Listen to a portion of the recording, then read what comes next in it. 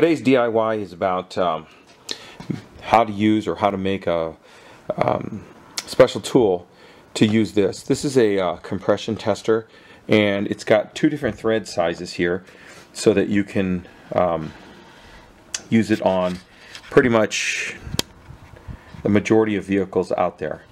Now it's got an O-ring to seal and then a pressure release right over here.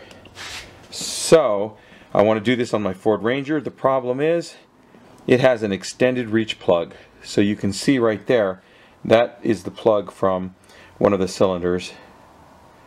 Looks like they've only been replaced once or maybe even never. Look at the gap on that thing. It's huge. Anyway, I'd like to check my compression. However, because of this narrow reach inside the cylinder head and how thick that is, you don't really get to screw this into the head. It doesn't work. So I need to figure out a way to extend this portion here, these threads here, and here's what I came up with.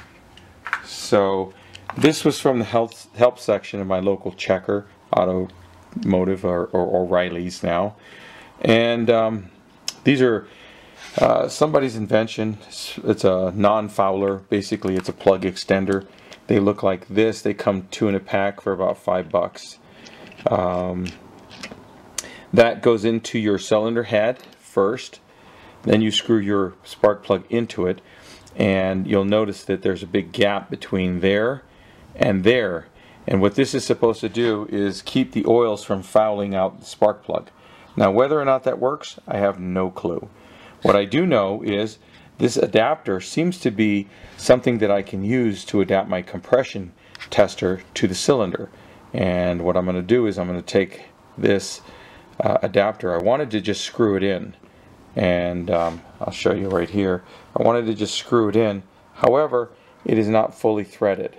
It's only threaded past this down to here is where the threads start. So what that means is I'm running into the similar problem where my compression tester will not thread in. You can see I get to that point there, which is right there, and I have not reached the threads yet. So my solution is going to be to cut this thing down and then to take the end of it, and there's a beveled edge, a chamfer on this right here, and I'm going to try to recreate that on my lathe. So that is today's DIY tip, and I'm not going to do it on camera, but I will show you what I have done when it's all over. I'm going to start out on the bandsaw, and I'm going to try to cut out the majority of this, over half, maybe 70% of it. I don't even actually need to have any kind of way to tighten this, because this is just hand tightened on an O-ring, so I'm not really worried about that. So I'm going to go get started.